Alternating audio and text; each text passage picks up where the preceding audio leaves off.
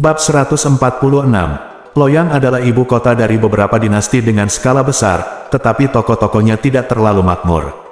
Ling Hu Chong tidak terlalu terpelajar, dan pengetahuannya tentang peristiwa sejarah kuno sangat terbatas. Ketika dia melihat berbagai tempat menarik di kota Loyang, dia tidak tahu asal-usulnya, dan tidak tertarik untuk melihatnya. Berjalan ke gang, saya melihat 7 atau 8 bajingan bermain dadu di sebuah hotel kecil. Dia masuk, mengeluarkan paket hadiah pertemuan yang diberikan Wang Yuanba kemarin, mengeluarkan perak dan mulai bertaruh dengan mereka. Di malam hari, saya pulang ke rumah dalam keadaan mabuk di hotel kecil ini. Selama beberapa hari berturut-turut, dia berjudi dan minum dengan bajingan ini. Dia beruntung dalam beberapa hari pertama dan memenangkan beberapa tael, tetapi pada hari keempat dia benar-benar dikalahkan, kehilangan 40 tael perak. Bajingan itu tidak akan mengizinkannya untuk berjudi. Ling Hu Chong sangat marah, dan dia hanya memesan arak untuk diminum.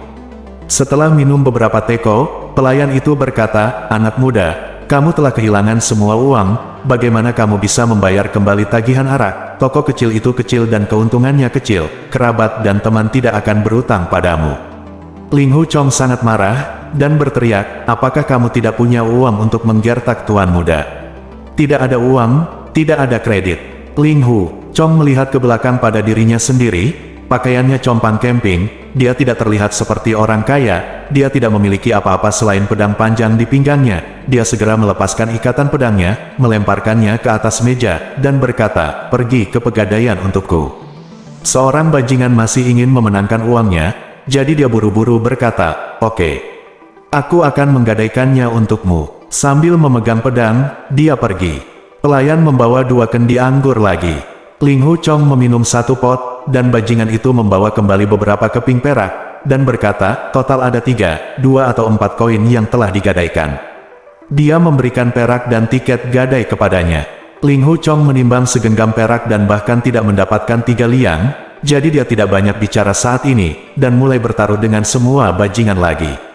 Berjudi sampai malam, bahkan minum dan kalah, dan 2 tael perak menghilang. Ling Hu Chong menoleh ke arah Chen Waizui, seorang bajingan di sebelahnya, dan berkata, "Pinjam 3 liang perak, dan jika kamu menang, kamu akan mengembalikannya 2 kali lipat." Chen Waizui tersenyum dan berkata, "Bagaimana jika kamu kalah?" Ling Hu Chong berkata, "Kehilangan. Aku akan membayarmu kembali besok." Chen memutar mulutnya dan berkata, "Maaf, anakmu tidak punya uang di rumah. Apa yang kamu dapatkan untuk membayar kembali jika kamu kalah?" "Jual istrimu, jual istrimu, kakak." Ling Hu Chong sangat marah, dia memukul punggungnya. Pada saat itu, dia sedang mabuk. Selama beberapa menit, dia merampas semua tael perak yang ada di hadapannya. Chen Waizui berteriak, "Mundur, pemberontak." Ling Hu Chong tidak memiliki pedang di tangannya, dan dia kehilangan semua kekuatannya. Dia didorong ke tanah oleh beberapa bajingan, mereka meninju dan menendangnya, hidung dan matanya bengkak dalam waktu singkat. Tiba-tiba terdengar suara tapal kuda, beberapa penunggang kuda lewat, dan seseorang segera berteriak, "Minggir, minggir." Dia melambaikan cambuknya dan mengusir semua bajingan itu. Ling Hu Chong jatuh ke tanah, tidak bisa bangun lagi. Suara seorang wanita tiba-tiba memanggil, "Hei, bukankah ini kakak senior?" Itu adalah Yue Lingshan. Orang lain berkata, "Coba saya lihat." Itu adalah Lin Pingxi. Ia turun dari kudanya, membalikkan tubuh Ling Hu Chong, dan berkata dengan heran, "Kak, ada apa denganmu?" Ling Hu Chong menggelengkan kepalanya, dan berkata dengan senyum masam, "Kamu mabuk. Kamu kalah taruhan." Lin Pingxi buru-buru mengangkatnya dan membantunya naik kuda. Selain Lin Pingxi dan Yue Lingshan, ada 4 orang lainnya yang menunggang kuda, 2 putri Wang Bofen dan 2 putra Wang Zongqian, yang merupakan sepupu Lin Pingxi. Mereka berenam keluar pagi-pagi untuk bermain di berbagai kuil dan kuil di Loyang, dan mereka tidak pulang sampai sekarang. Mereka tidak menyangka melihat Ling Hu Chong dipukuli dengan sangat memalukan di gang ini. Keempat orang itu sangat terkejut, dia peringkat sekte Huasan di antara 5 sekte pedang suci. Kakek biasanya menyebutkannya dan memujinya. Beberapa hari yang lalu, dia berkompetisi dengan semua muridnya dalam seni bela diri, dan masing-masing dari mereka memiliki kungfu yang luar biasa. Ling Hu Chong ini adalah kepala murid dari sekte Huasan. "Mengapa kamu bahkan tidak bisa mengalahkan beberapa perusuh?" Ling Hu Chong kembali ke rumah Wang Yuanba dan membesarkannya selama beberapa hari sebelum berangsur pulih. Yue Bukun dan istrinya mendengar bahwa dia berjudi dengan bajingan, kehilangan uang dan berkelahi. Mereka sangat marah, dan mereka tidak datang menemuinya. Pada hari kelima, Wang Jiaju, putra bungsu Wang Zongqiang, masuk ke ruangan dengan penuh semangat, dan berkata, "Saudara Linghu, aku memberimu bau mulut hari ini. 7 bajingan yang memukulimu hari itu, aku semua yang dia miliki ditemukan, dan dia dicambuk dengan kejam." Linghu Chong sebenarnya tidak mempermasalahkan hal ini, dan berkata enteng, "Itu tidak perlu. Saya mabuk hari itu, jadi itu adalah kesalahan saya." Petik 2. Wang Jiaju berkata, "Bagaimana mungkin? Jangan lihat wajah biksu dan wajah Buddha, bagaimana bisa tamu dari keluarga Golden Saber Wang saya dipukuli di kota Loyang dan tidak kembali? Jika nada ini tidak keluar, apakah orang masih akan memikirkan Golden Saber saya?" Keluarga Wang. Jauh di lubuk hati Linghu Chong, dia sangat muak dengan keluarga Wang Saber Emas, dan dia mendengar bahwa dia memiliki keluarga Wang Saber Emas di sebelah kirinya dan keluarga Wang Saber Emas di sebelah kirinya. Benar seperti keluarga kaya, dia tidak bisa menahan diri untuk mengatakan, untuk menangani beberapa penjahat, keluarga Wang dengan pisau emas digunakan. Begitu dia mengatakan itu, dia menyesalinya dan hendak meminta maaf ketika Wang wajah Jiaju menjadi gelap, dan dia berkata, "Kakak Linghu, apa yang kamu bicarakan? Jika aku dan kakakku tidak mengusir 7 penjahat ini hari itu, apakah kamu masih hidup hari ini?" Linghu Chong tersenyum ringan dan berkata, "Iya, saya ingin berterima kasih kepada Anda berdua karena telah menyelamatkan hidup Anda."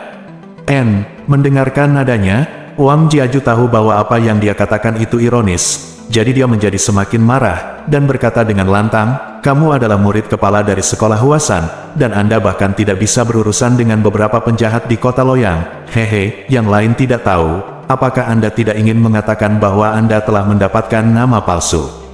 Linghu Chong sangat bosan, dia tidak peduli tentang apapun, dan berkata, "Saya bahkan tidak punya nama palsu, tetapi kata adalah nama palsu, tidak mungkin." Pada saat ini, seseorang di luar pintu berkata, "Saudaraku, apa yang kamu bicarakan dengan saudara Linghu?" Tirai pintu diangkat, dan seseorang masuk, tetapi itu adalah Wang Jiajun, putra tertua Wang Zongqiang. Wang Jiaju berkata dengan marah, "Saudaraku, saya dengan baik hati melampiaskan kemarahan saya padanya. Saya menemukan ke-7 bajingan itu dan mencambuk semua orang. Tanpa diduga, pahlawan Linghu ini menyalahkan saya karena merepotkan. Jundao, saudaraku, kamu tidak tahu sesuatu. Baru saja saya mendengar Suster Junior Yue mengatakan bahwa saudara kandung Linghu ini, yang tidak menunjukkan wajahnya, menikamnya buta dengan pedang panjang di depan kuil Yaowang di Sangsi hari itu. Mata 15 master kelas 1 benar-benar ilmu pedang seperti dewa, yang langka di dunia."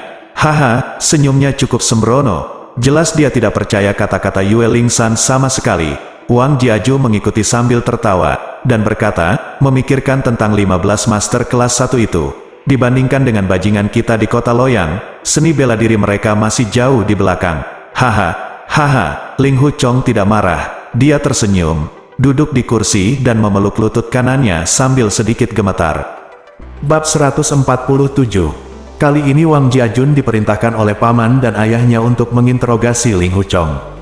Saudara Wang Bofen dan Zongqiang awalnya mengatakan kepadanya untuk bertanya dengan hati-hati dan tidak menyinggung para tamu, tetapi melihat ekspresi arogan Linghu Chong, dia sama sekali tidak menganggap serius saudaranya, dan lambat laun menjadi marah dan berkata, "Kakak Linghu, adik laki-laki ada yang ingin kutanyakan."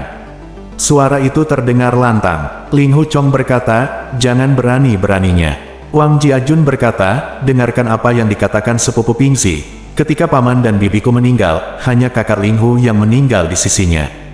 Linghu Chong berkata, "Tepat sekali." Wang Jiajun berkata, "Kata-kata terakhir bibiku, saudara Linghu membawanya ke sepupuku Pingsi." Linghu Chong berkata, "Benar." Ketika Linghu Chong mendengar ini, dia berdiri dengan tiba-tiba, dan berkata dengan keras, "Apa yang kamu katakan?" Wang Jiajun mundur selangkah untuk mencegahnya melakukan kekerasan, dan berkata, "Paman saya memiliki pedang pengusir kejahatan, dan saya mempercayakan Anda untuk memberikannya kepada sepupu Pingsi. Mengapa Anda belum menyerahkannya?" Mendengar fitnahnya, Linghu Chong gemetar karena marah, dan berkata dengan suara bergetar, Siapa yang mengatakan bahwa ada panduan pedang pengusiran? Pengusiran setan, tolong. Mintalah saya untuk menyerahkannya kepada kakak muda Lin.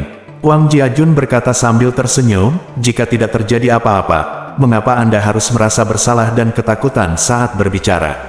Ling Hu Chong menahan amarahnya dan berkata, kalian berdua bersaudara. Ling Hu Chong ada di sini, Anda adalah tamu di rumah. Maksud Anda leluhur dan ayah Anda, atau Anda berdua? Wang Jiajun berkata, saya hanya bertanya dengan santai, apa masalahnya? Saya sedang berbicara kepada kakek dan ayah saya, tapi itu sama sekali tidak relevan. Namun, ilmu pedang pengusir kejahatan keluarga Fu Zhou-Lin begitu kuat sehingga semua orang di dunia seni bela diri mengetahuinya. Paman Lin meninggal dunia secara tiba-tiba, dan pedoman pedang pendisiplinan kejahatan, dia terus bersamanya menghilang. Karena kita adalah kerabat dekat, kita tidak dapat membantu tanya-tanya. Ling Hu Chong berkata, Xiao Linzi menyuruhmu untuk bertanya, bukan? Mengapa dia tidak bertanya padaku sendiri? Wang Jiaju tertawa 3 kali, dan berkata, sepupu Pingzi adalah adik laki-lakimu, beraninya dia bertanya padamu. Ling Hu Chong mencibir dan berkata, karena kamu didukung oleh keluarga Loyang Golden Knife Wang, hehe, kamu bisa pergi bersama sekarang. Anda memaksa saya, lalu pergi dan panggil Lin Pingzi. Wang Jiajun berkata, yang mulia adalah tamu saya, dan kata, menekan, tidak dapat diberikan. Ling Hu akan setuju tentu saja sangat baik untuk menjawab, tetapi jika kami menolak untuk menjawab, kami tidak melakukan apa-apa. Ling Hu Chong mengangguk dan berkata, aku tidak akan menjawab. Kamu tidak ada hubungannya, jadi tolong. Wang bersaudara saling memandang, tanpa diduga dia bersih dan terus terang, satu kalimat menutup pintu. Wang Jiajun terbatuk, menemukan topik lain, dan berkata, saudara Ling Hu, Anda membutakan 15 master dengan satu pedang. Jurus pedang ini sangat ajaib, Anda mungkin mempelajarinya dari panduan pedang pendisiplinan jahat. Ling Hu Chong terkejut, semburan keringat dingin keluar dari sekujur tubuhnya, tangannya tidak bisa menahan gemetar, dan hatinya tiba-tiba menjadi cerah. Tuan, istri Tuan, dan semua adik laki-laki dan perempuan tidak bersyukur bahwa saya menyelamatkan hidup mereka, tetapi semua orang sangat curiga. Saya tidak mengerti mengapa. Jadi begitu. Ternyata mereka semua percaya bahwa saya menelan pedang pengusir kejahatan, Lin Zenan. Mereka belum pernah melihat 9 pedang dugu, dan saya menolak untuk mengungkapkan rahasia pedang yang diturunkan oleh Paman Feng Tai. Melihat bahwa saya tinggal di tebing Sigo selama beberapa bulan, tiba-tiba ilmu pedang saya meningkat pesat, dan bahkan master seperti Jian Zhong Feng Buping bukanlah tandingan saya mempelajarinya. Masalah transmisi pedang Paman Feng sangat tidak terduga sehingga tidak ada yang bisa mengharapkannya, dan ketika Lin Zenan dan istrinya meninggal, saya adalah satu-satunya di sisi saya. Manual pedang penahan kejahatan harus telah jatuh ke tanganku. Tidak mengherankan jika orang lain menebak seperti ini. Tapi tuanku dan ibuku membesarkanku, dan adik perempuanku dan aku saling mencintai seperti kakak dan adik. Orang macam apa aku ini? Ling Hu Chong, percaya padaku. Tapi, hehe, kamu benar-benar meremehkan orang. Memikirkan hal ini, ekspresi kemarahan dan ketidakadilan secara alami muncul di wajahnya. Wang Jiaju sangat bangga, dan tersenyum dan berkata, tebakan saya benar, bukan? Bagaimana dengan panduan pedang pembasmi jahat? Kami juga tidak ingin melihat Anda, tetapi mengembalikannya ke aslinya pemilik. Anda mengembalikan manual pedang ke keluarga Lin. Sepupu, itu saja. Ling Hu Chong menggelengkan kepalanya dan berkata, saya belum pernah melihat petunjuk pedang pendisiplinan jahat. Pengawal Tuan dan Nyonya Lin ditangkap oleh faksi King Cheng dan Sai Bei Ming Tuomu Gao Feng berturut-turut. Jika ada sesuatu pada dirinya, orang lain telah mencari manual pedang. Wang Jiajun berkata, betapa berharganya manual pedang penolak jahat, mengapa paman dan bibiku membawanya bersamaku? Secara alami, itu disembunyikan di tempat yang sangat rahasia. Ketika mereka sekarat, jadi tolong beritahu sepupu Pingzi. Bagaimana kamu tahu, hehe. Wang Jiaju berkata, aku tidak tahu bahwa Anda menemukannya dengan diam-diam, dan baru saja menelannya. Berdebat, tetapi masalah ini terlalu penting untuk distigmatisasi. Dia berkata, jika kepala pendamping Lin benar-benar memiliki manual pedang yang luar biasa, dia sendiri seharusnya tak terkalahkan di dunia. Bagaimana bahkan beberapa murid dari faksi King Cheng mereka bukan tandingan, dan mereka menangkap mereka. Wang Jiaju berkata, ini. Dia terdiam beberapa saat, terdiam. Tetapi Wang Jiajun fasih dan berkata, segala sesuatu di dunia ini unik. Saudara Ling Hu telah mempelajari teknik pedang untuk mengusir roh jahat, dan ilmu pedangnya luar biasa, tetapi dia bahkan tidak dapat mengalahkan beberapa perusuh, dan dia ditangkap oleh mereka. Mengapa begitu? Haha, ini disebut orang sungguhan yang tidak menunjukkan wajah mereka. Sayang sekali, Saudara Ling Hu, Anda telah bertindak terlalu jauh. Kepala murid Sekte Huasan yang agung telah mengalahkan beberapa perusuh di kota Loyang sama sekali tidak berdaya kali ini Sok, tidak ada yang bisa mempercayainya. Karena benar-benar tidak dapat dipercaya, tentu saja ada tipuan di dalamnya. Saudara Ling Hu, saya menyarankan Anda untuk mengakuinya. Tanda seru. Terlalu kebetulan bahwa dia sendiri berada di tempat yang dicurigai, dia tidak peduli dengan keluarga pisau emas Wang, atau Wang bersaudara, tetapi dia tidak bisa membiarkan tuan, istri, dan saudara perempuannya merasa curiga padanya. Saya belum pernah melihat panduan pedang penentang kejahatan. Saya juga menyampaikan kata-kata terakhir dari kata-kata terakhir Jenderal Fu Zhou-Lin kepada saudara muda Lin. Jika Ling Hu Chong menipu dan menyembunyikan sesuatu, dia pantas mati dan tidak akan ditoleransi di dunia. Antara saat dia berbicara, dia berdiri dengan tangan bersilang, ekspresinya menakjubkan. Wang Jiajun tersenyum dan berkata, masalah besar yang berkaitan dengan rahasia seni bela diri, jika kau hanya bersumpah, kau bisa lolos begitu saja. Kakak Ling Hu akan menganggap semua orang di dunia ini bodoh. Ling Hu Chong menahan amarahnya dan berkata, apa yang harus kamu katakan? Wang Jiaju berkata, saudaraku berani mencari di sekitar saudara Ling Hu. Dia berhenti, lalu berkata sambil tersenyum, bahkan jika saudara Ling Hu menangkap ketujuh penjahat itu hari itu berhenti, kamu tidak akan menang, tidak bisa bergerak, dan mereka akan menggeledahmu luar dalam untuk sementara. Ling Hu Chong mencibir, kamu ingin menggeledahku? Huff, apakah menurutmu aku, Ling Hu Chong, adalah seorang pencuri? Wang Jiajun berkata, jangan berani. Saudara Ling Hu berkata bahwa dia tidak mengambil panduan pedang melawan kejahatan, jadi mengapa dia harus takut digeledah? Setelah pencarian, jika dia tidak memiliki pedoman pedang di tubuhnya, maka dia akan dibebaskan dari kecurigaan, bukankah itu baik? Ling Hu Chong mengangguk dan berkata, bagus. Pergi dan panggil kakak muda Lin dan kakak muda Yue, agar mereka bisa menjadi saksi. Dia pergi, saudaranya akan ditinggal sendirian, dan Ling Hu Chong akan segera mengambil keuntungan darinya. Jika keduanya pergi bersama, dia tentu saja akan menyingkirkan petunjuk pedang penahan kejahatan, dan tidak dapat menemukannya lagi, dan berkata, cari jika kau mau, jika saudara Ling Hu tidak bersalah, mengapa repot-repot membuat banyak kebohongan? Ling Hu Chong berpikir dalam hati, aku akan memaafkan kalian semua. Penggeledahan tubuh hanya untuk membuktikan bahwa kalian tidak bersalah di depan guru, nyonya, dan adik muda. Tidak masalah jika kalian berdua mempercayaiku atau tidak, apa yang akan dilakukan Ling Hu Chong? Jika adik muda tidak hadir, bagaimana kamu bisa mentolerir cakar hewan kalian berdua? Sentuh aku. Dia menggelengkan kepalanya perlahan dan berkata, saya khawatir Anda tidak layak mencari saya. Bab 148.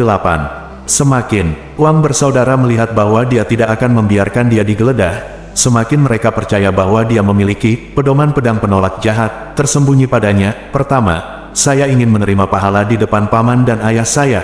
Kedua, saya telah mendengar bahwa teknik pedang jahat sangat kuat. Karena saudara laki-laki saya mencari manual pedang ini, sepupu Lin harus meminjamkan kepada saudaranya untuk dibaca. Wang Jiajun melihatnya ditembaki dan dipukuli oleh beberapa bajingan beberapa hari yang lalu, dan dia tidak berdaya untuk melawan. Dia menduga bahwa dia hanya ahli dalam ilmu pedang, tetapi keterampilan tinju dan tendangannya biasa saja. Saudara Ling Hu, jangan bersulang dan menolak untuk makan anggur yang enak. Semua orang memalukan, tetapi tidak ada yang bisa dilihat. Kedua bersaudara itu memaksa mereka untuk datang saat mereka berbicara. Wang Jiaju membusungkan dadanya dan menabraknya.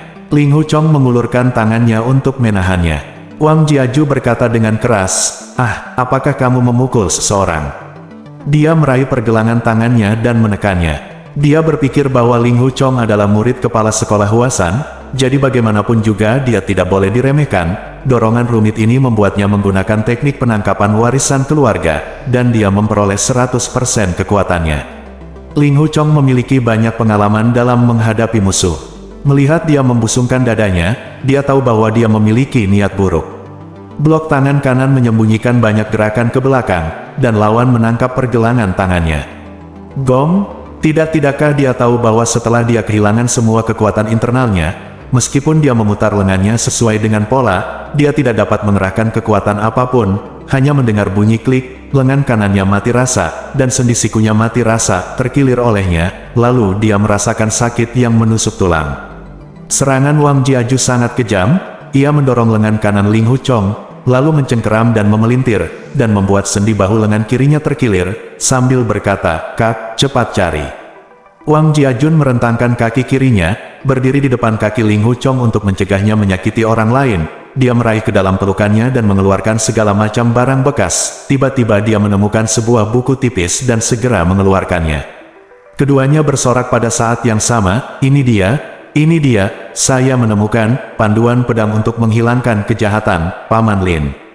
Wang bersaudara buru-buru membuka buklet itu, hanya untuk melihat bahwa di halaman pertama tertulis, Pendekar Pedang, Song of Jianghu, dalam 6 karakter segel. Wang bersaudara hanya mahir menulis dan tinta. Jika ke-6 karakter ini dalam skrip biasa, mereka dapat mengenalinya. Jika dalam skrip segel, mereka tidak dapat mengenali satupun. Membalik halaman lain, mereka melihat kata-kata dan karakter yang aneh. Mereka berdua tidak tahu bahwa itu adalah lembaran musik untuk Qin dan flute. Karena mereka telah memastikan di dalam hati mereka bahwa itu adalah panduan pedang untuk mendisiplinkan kejahatan, mereka tentu saja tidak ragu, dan berteriak serempak, manual pengusiran pedang jahat, manual pedang penolak jahat. Wang Jiajun berkata, tunjukkan pada ayah.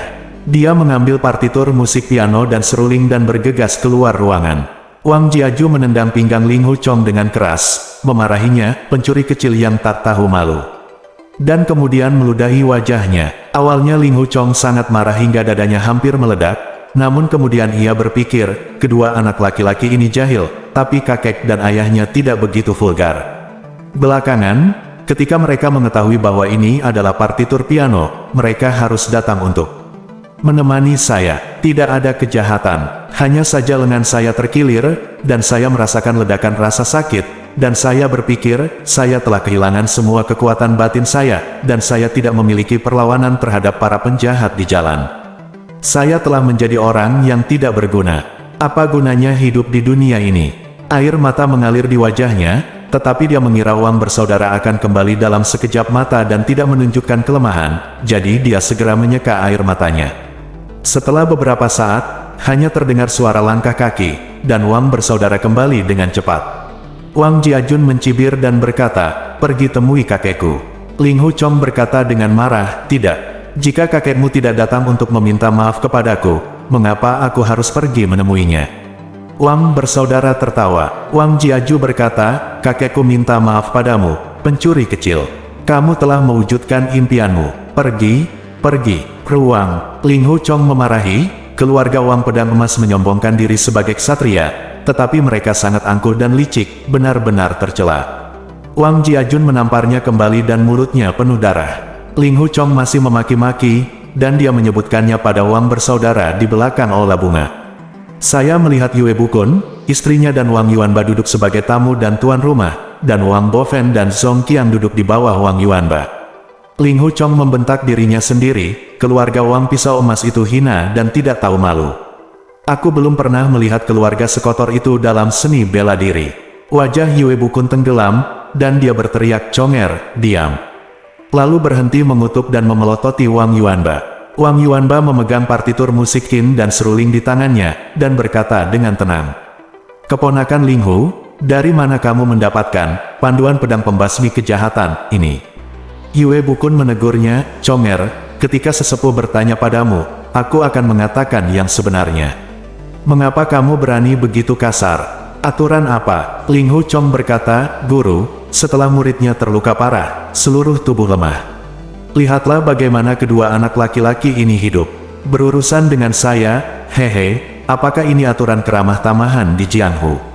Wang Zongqiang berkata, jika itu adalah teman baik, keluarga Wang kami tidak akan berani menyinggung Anda tapi kamu dipercayakan dengan panduan pedang pembasmi kejahatan, ini simpan untuk dirimu sendiri. Ini adalah tindakan pencuri. Keluarga Loyan Jindao Wang saya adalah keluarga yang tidak bersalah. Bagaimana kami bisa memperlakukannya sebagai teman? Ling Hu Chong berkata, 3 generasi kakek nenekmu terus mengatakan bahwa ini adalah pedang pembasmi kejahatan. Sampai jumpa, pernahkah Anda membaca pedoman pedang pembasmi kejahatan? Bagaimana Anda tahu itu adalah pedoman pedang pendisiplinan kejahatan? Wang Zongqian terkejut dan berkata, saya menemukan buklet ini dari Anda, dan kakak senior Yue mengatakan bahwa itu bukan manual seni bela diri dari Sekte Huasan. Tapi itu bukan pedang pendisiplinan jahat. Apa itu? Ling Hu Chong tertawa dengan marah dan berkata, karena kamu mengatakan itu adalah pedang pendisiplinan jahat, maka itu dapat dianggap sebagai pedang pendisiplinan jahat. Pada keluarga Loyang Wang dikenal sebagai master pedang dan pedang dalam seni bela diri. Haha. Wang Yuanba berkata, keponakan Ling Hu, Anda tidak perlu keberatan jika Xiao Sun menyinggung Anda untuk sementara waktu. Tidak ada yang salah dengan orang. Jika Anda tahu kesalahan Anda dapat memperbaikinya. Tidak ada yang baik tentang itu. Karena Anda menyerahkan manual pedang, demi tuanmu, kami akan mengembalikannya kepada Anda.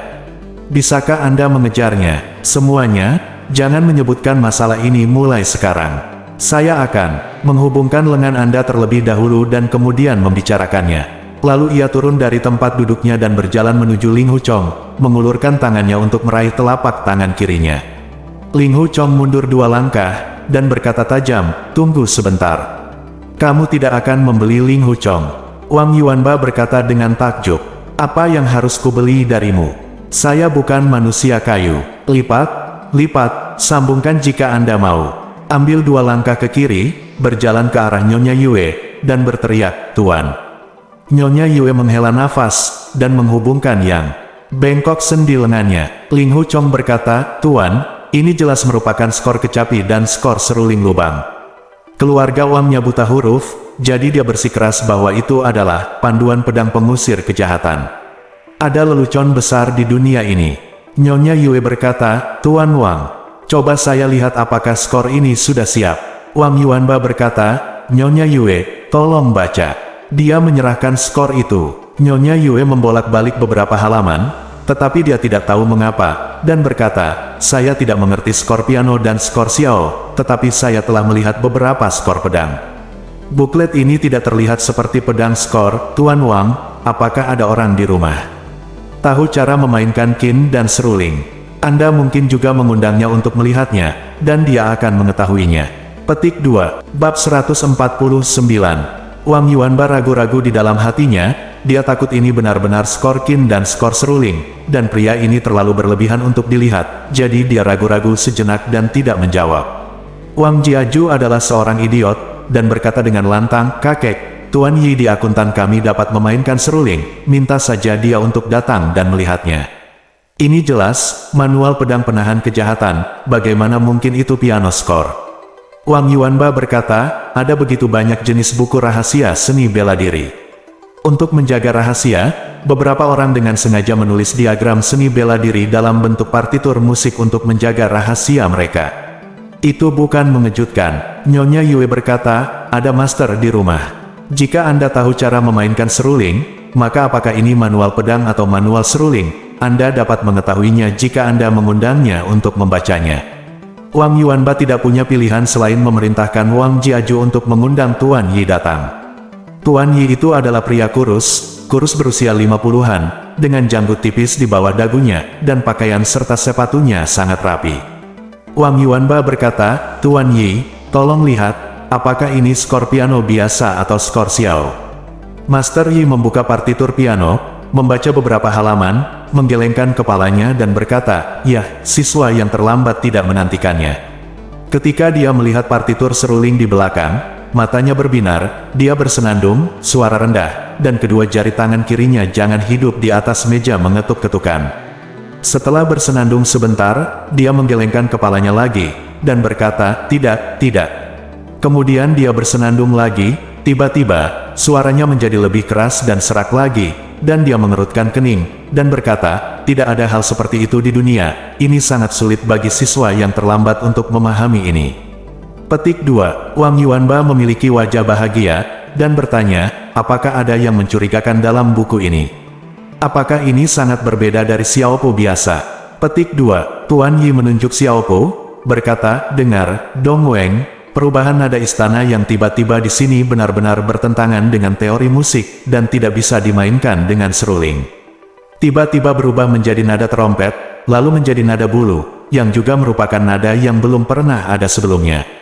Di antara seruling lubang, apapun yang terjadi, kamu tidak bisa memainkan jenis musik ini. Ling Hu Chong mencibir, kamu tidak bisa memainkannya. Dan yang lain tidak bisa, jangan mainkan juga. Master Yi mengangguk dan berkata, itu benar, tapi jika benar-benar ada seseorang di dunia ini yang bisa memainkan nada seperti itu, Wan Sheng akan sangat terkesan, sangat dikagumi. Kecuali Dong Cheng. Wang Yuanba memotongnya dan bertanya, menurutmu ini bukan partitur seruling biasa? Tanda tanya, beberapa nada ini sama sekali tidak bisa dimainkan dengan seruling. Master Yi mengangguk dan berkata, ya, ini sangat luar biasa. Sangat luar biasa, Wan Sheng pasti tidak akan bisa memainkannya. Kecuali itu Dong Cheng, nyonya. Yue bertanya, apakah ada guru terkenal di Dong Cheng yang bisa memainkan musik ini? Tidak bisa menjaminnya, tapi itu hanya pria bambu hijau di Dong Cheng. Dia bisa bermain piano dan memainkan seruling, mungkin belum tentu dia bisa memainkannya dengan baik. Seruling lubang yang dia mainkan jauh lebih baik daripada siswa yang terlambat. Itu terlalu pintar, itu tidak sama, itu tidak sama. Wang Yuanba berkata, karena ini bukan skor seruling biasa, ini tentu saja akan ada banyak artikel di tengah. Wang Bofen telah mendengarkan dengan tenang, dan tiba-tiba menyela, ayah, bukankah teknik pedang Liu He 4 pintu dari Zheng Zhou Bagua Dao juga direkam dalam partitur musik? Wang Yuanba terkejut, tetapi kemudian menyadari bahwa putranya berbicara omong kosong. Mo Xing, Master Zheng Zhou Bagua Dao, dan keluarga Loyang Jindao Wang memiliki hubungan pernikahan selama beberapa generasi. Menebak bahwa sekolah Huasan hanya berspesialisasi dalam ilmu pedang, apakah adalah teknik pedang seperti itu di sekolah lain? Bahkan jika Yue Bukun sangat mendalam, dia mungkin tidak dapat sepenuhnya memahaminya, jadi dia segera mengangguk dan berkata, ya, keluarga mau menyebutkan ini beberapa tahun yang lalu. Satu hal, ini adalah kejadian umum bahwa ilmu pedang dan ilmu pedang direkam dalam partitur musik, dan itu tidak mengherankan sama sekali. Ling Hu Chong mencibir dan berkata, karena tidak mengherankan, maka tanyakan kepada Tuan Wang tentang ilmu pedang yang direkam dalam lagu ini, 2 skor musik. Tapi seperti apa? Wang Yuanba menghela nafas, dan berkata, ini, menantu laki-laki saya telah meninggal dunia. Jadi mungkin tidak ada orang lain di dunia ini kecuali saudara laki-laki saya untuk rahasia dalam skor ini. Orang-orang mengerti. Jika Ling Hu Chong ingin membela diri, dia bisa saja menjelaskan asal-usul lagu, Swordsman, tapi ini akan melibatkan banyak keseriusan, dan dia harus berbicara tentang bagaimana Tuan Mo dari sekolah Hengshan membunuh Fei Bin, Master Song Yang. Mengetahui bahwa lagu ini terkait dengan Kuyang, sesepuh dari pemujaan setan, dia pasti akan menghancurkannya, maka dia tidak akan bisa setia kepada orang lain jika dia dipercayakan oleh orang lain. Menahan amarahnya, dia berkata, Tuan Yi berkata bahwa ada seorang lelaki bambu hijau di Dongcheng yang pandai dalam ritme, mengapa Anda tidak mengambil skor ini dan memintanya untuk mengomentarinya?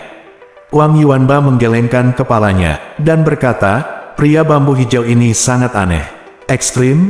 Gila, bagaimana Anda bisa percaya apa yang dikatakan orang seperti ini? Yue berkata, masalah ini harus dicari tahu. Conger adalah murid kita, dan Pingzi adalah juga murid kami. Kami tidak boleh pilih kasih siapa-siapa, tidak, sekalian saja kau meminta manusia bambu hijau itu untuk mengomentari kebenaran ini. Agar tidak mengatakan bahwa ini adalah perselisihan antara Ling Hu Chong dan Jindao keluarga Wang, dia mengganti perselisihan dengan Lin Pingzi, dan berkata, Tuan Yi, maaf bagaimana kalau Anda mengirim seseorang untuk menjemput pria bambu hijau ini di kursi tandu? Tuan Yi berkata, pria tua ini memiliki temperamen aneh jika seseorang meminta sesuatu padanya, jika dia tidak ingin bertanya padanya, bahkan jika dia datang untuk bersujud, dia tidak akan pernah mendapatkannya. Saya setuju, tetapi jika dia ingin campur tangan, dia tidak bisa mendorongnya. Petik 2. Nyonya Yue mengangguk dan berkata, ini adalah seseorang dari generasi saya. Saya pikir pria bambu hijau ini adalah senior dalam seni bela diri. Saudaraku, kita pasti bodoh. Wang Yuanba tertawa dan berkata, pria bambu hijau adalah pengrajin bambu. Dia hanya bisa menganyam keranjang bambu dan membuat tikar bambu. Bagaimana dia bisa menjadi seniman bela diri? Hanya saja dia memainkan kin dan seruling dengan baik, dan dia bisa menggambar bambu.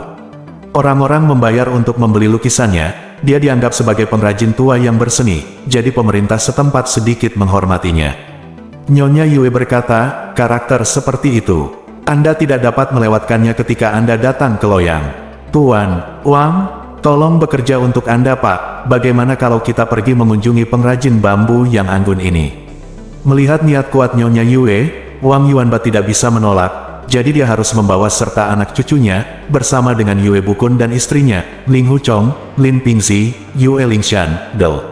Orang-orang pergi ke Dongcheng bersama. Tuan Yi memimpin, jalan, melewati beberapa jalan kecil, dan sampai di sebuah gang sempit.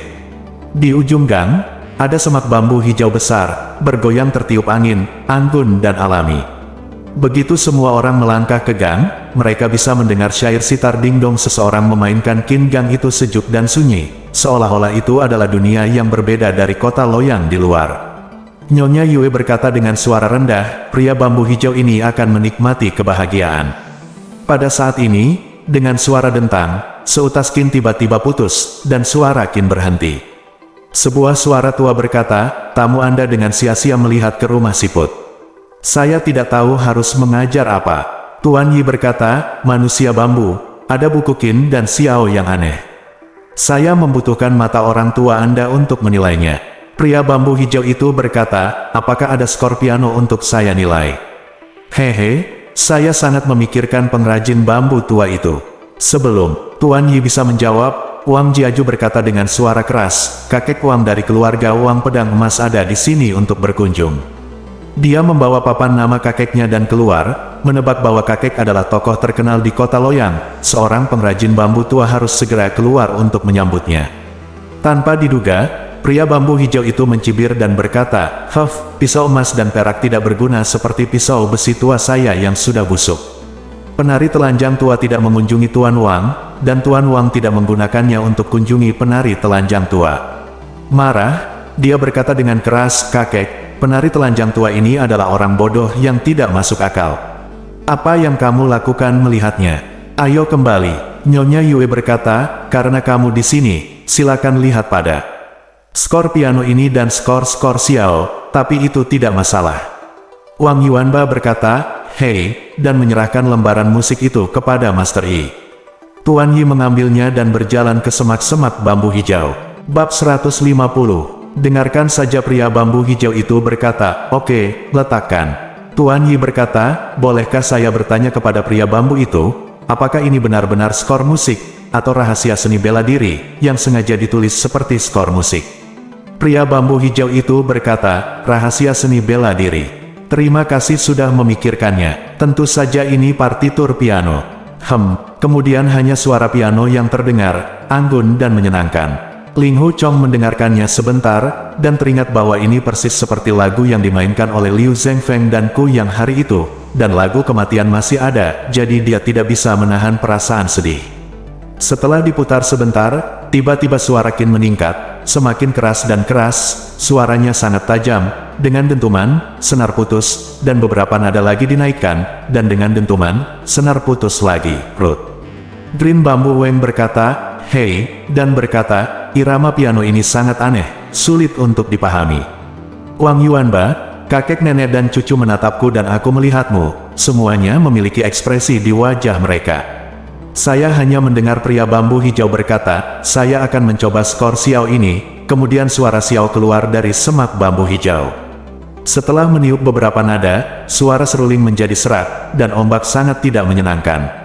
Weng bambu hijau menghela nafas, dan berkata, kakak Yi, kamu bisa memainkan xiao, bagaimana kamu bisa memainkan nada serendah itu? Skor musik dan skor xiao mungkin tidak palsu, tetapi orang yang menulis musik sedang memainkan trik dan bercanda dengan orang lain. Anda kembali dan biarkan saya berunding dengan hati-hati. Tuan Yi berkata, iya. Dia mundur dari semak bambu hijau.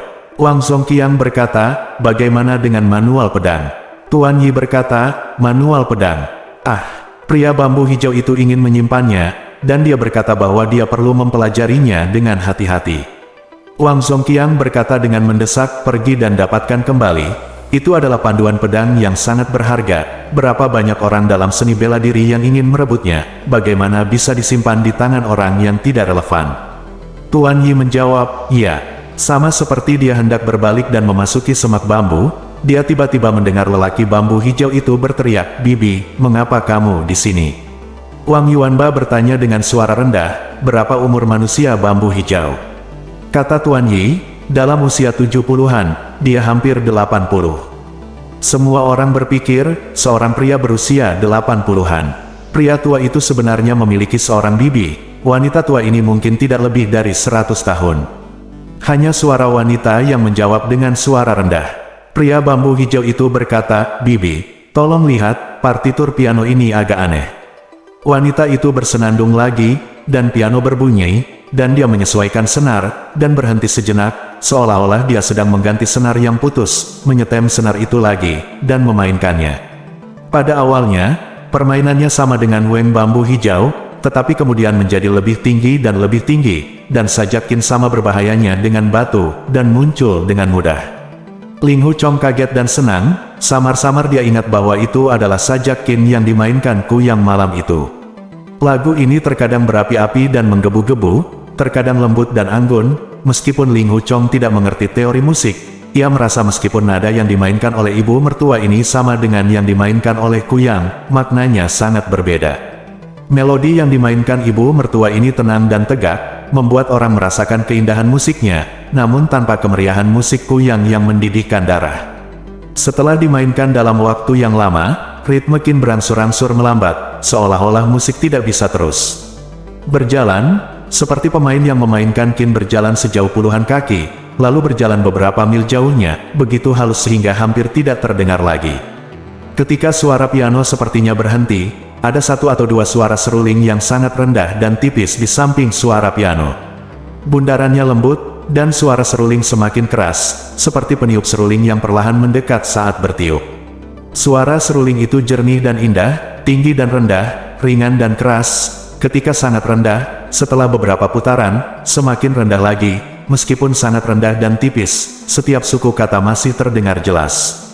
Perlahan-lahan, sesekali ada mutiara dan batu giok yang melompat di bas, jelas dan pendek, satu demi satu, jumlah suara berangsur-angsur meningkat, pertama seperti percikan musim semi yang bernyanyi, dan kemudian seperti sekelompok bunga yang bersaing untuk mendapatkan keindahan, bunga-bunga penuh dengan bunga, dan ada burung interstisial, bernyanyi dan aku, lambat laun burung-burung itu pergi, bunga-bunga berjatuhan di musim semi, tetapi suara hujan terdengar, dan ada pemandangan sunyi dan mati, terus-menerus, jika tidak ada, dan akhirnya semuanya diam.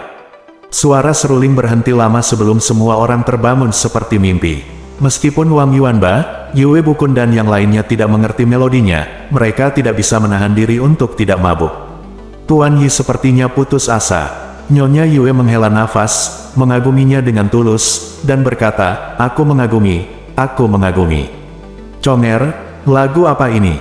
Ling Hu Chong berkata, ini disebut lagu pendekar. Nyonya Yue berkata, lagu ini disusun dengan sangat bagus, tetapi hanya dapat dimainkan dengan keahlian ibu mertua ini.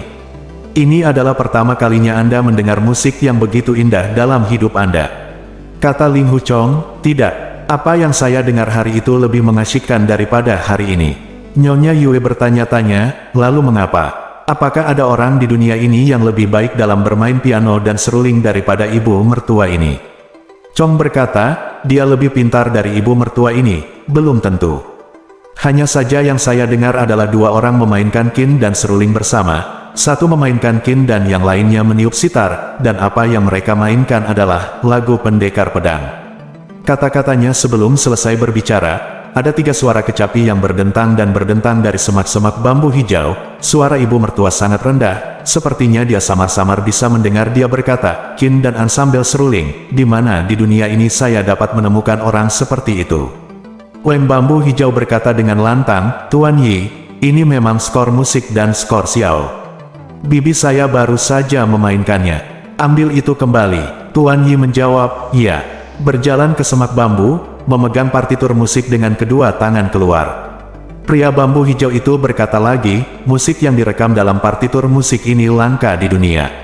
Itu adalah benda suci dan tidak boleh jatuh ke tangan orang biasa. Jika Anda tidak tahu cara memainkannya, Anda tidak boleh mempelajarinya dengan paksa, jika tidak maka tidak akan menguntungkan atau merugikan Anda.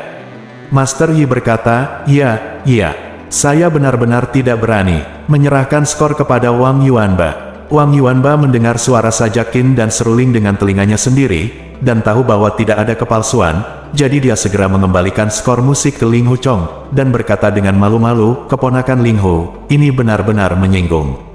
Ling Hu Chong menerimanya dengan mencibir, dan hendak mengatakan beberapa kata. Dengan kata-kata sarkastik ini, Nyonya Yue menggelengkan kepalanya padanya. Ling Hu Chong menahan kata-katanya.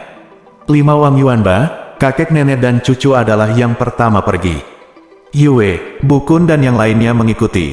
Ling Hu Chong memegang alat musik dan berdiri diam. Nyonya Yue berkata, Chonger, apakah kamu tidak akan kembali? Ling Hu Chong berkata, murid itu akan kembali setelah beberapa saat. Nyonya Yue berkata, kembalilah untuk beristirahat lebih awal. Lenganmu baru saja dicabut dari colokannya, jadi jangan paksa. Ling Hu Chong menjawab, ya. Setelah rombongan pergi, tidak ada suara di gang, dan sesekali angin menggerakkan daun bambu, mengeluarkan suara gemerisik. Ling Hu Chong melihat partitur musik di tangannya, dan teringat malam itu ketika Liu Zhengfeng dan Ku yang bermain bersama di Qin Xiao. Mereka berdua harus bertemu sahabat karib dan menciptakan partitur musik yang indah ini. Meskipun ibu mertua di semak bambu hijau bisa memainkan qin dan seruling, sayang sekali dia hanya bisa bermain secara terpisah, dan lelaki bambu hijau itu tidak bisa bermain dengannya. Suara bangku terputus, dan tidak ada kedua kalinya untuk mendengarnya. Bersambung.